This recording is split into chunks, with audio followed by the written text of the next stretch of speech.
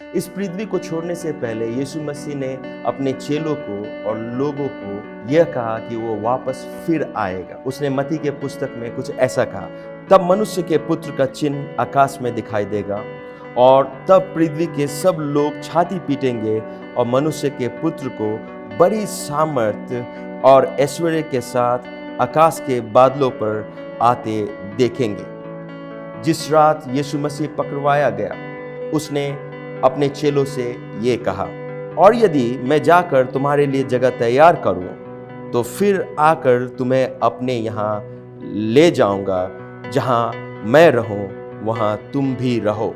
और जब यीशु मसीह महायाजक के सामने खड़ा था तो उसने अपने वचन में कुछ ऐसा कहा, मैं हूँ और तुम मनुष्य के पुत्र को सर्वशक्तिमान की दाहिने ओर बैठे और आकाश के बादलों के साथ आते देखोगे।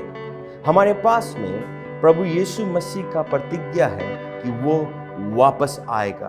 तब भी हम यीशु के आने की बाट जोर रहे हैं, तब भी हम यीशु का आने का इंतजार कर रहे हैं। फिर हम यूहन्ना के वचन में पढ़ते हैं, प्रकाशित वाक्य में, कि जब यूहन्ना ने दर्शन देखा तो यीशु मसीह ने उससे कुछ यूं कहा, देख मैं शीघ्र आने वाला हूँ, धन्य है वो जो इस पुस्तक की भविष्यवाणी की बातें मानता है।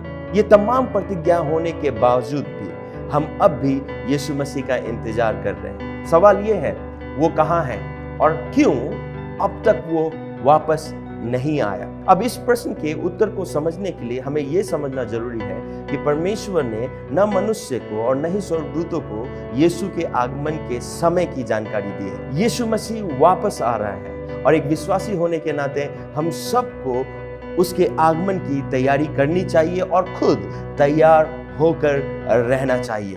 अब हमें कुछ बातों का ध्यान रखने की जरूरत है। परमेश्वर पापियों के साथ में धीरज धरता है। इसीलिए पतरस अपने पत्री में कलीसिया को यूं कहता है, हे प्रियो, यह बात तुमसे छिपी न रहे कि प्रभु के यहाँ का एक दिन 1000 वर्ष के बराबर है और 1000 वर्ष एक दिन के बराबर है। प्रभु अपनी प्रतिज्ञा के विषय में देर नहीं करता, जैसे देर कुछ लोग समझते हैं, पर तुम्हारे विषय में धीरज धरता है और नहीं चाहता कि कोई नष्ट हो, वरन यह कि सबको मन फिराव का अवसर मिले। अब परमेश्वर के कैलेंडर में जो सबसे पहली घटना घटेगी वो ये कि कलीसिया को उठा लिया जाएगा, कलीसिया का रैप्चर हो जाएगा। और हम जानते हैं कि कलीसिया का उठाया जाना और यीशु मसीह का पूर्ण आगमन, ये दोनों अलग अलग घटनाएं हैं। पौलुस हमें अपने पत्री में यही बात बताता है। वो कहता है, क्योंकि प्रभु आप ही स्वर्ग से उतरेगा, उस समय ललकार और प्रधान दूत का शब्द सुनाई देगा और परमेश्वर की तुरही फूकी जाएगी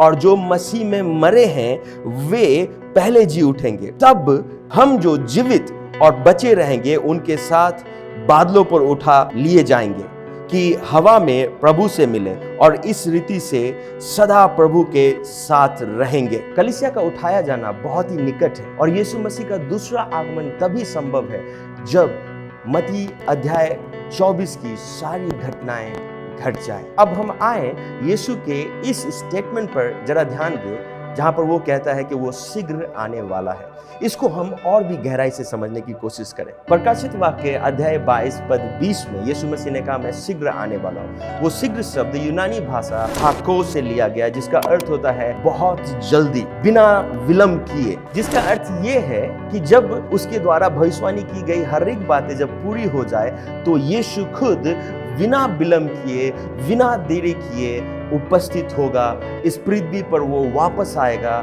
सबका न्याय करने के लिए। हम सबको जरूरी है एक विश्वासी होने के नाते कि हम अपने उठाए जाने की आशा बरकरार रखें और यीशु मसीह के आने की बाट जोते रहें। एक विश्वासी के लिए यीशु मसीह के दूसरे आगमन की आशा एक धन्य आशा है। हम जानते हैं कि हमारा यीशु वापस आने वाला है और इसीलिए हम अपने आप को तैयार करते रहते हैं उस आशा से कि हम एक दिन उसके साथ में एक होंगे। समय महत्वपूर्ण नहीं है जब तक हम ये जानते हैं कि वो निश्चय आने वाला है। And guess what, he is coming very soon. Bless you.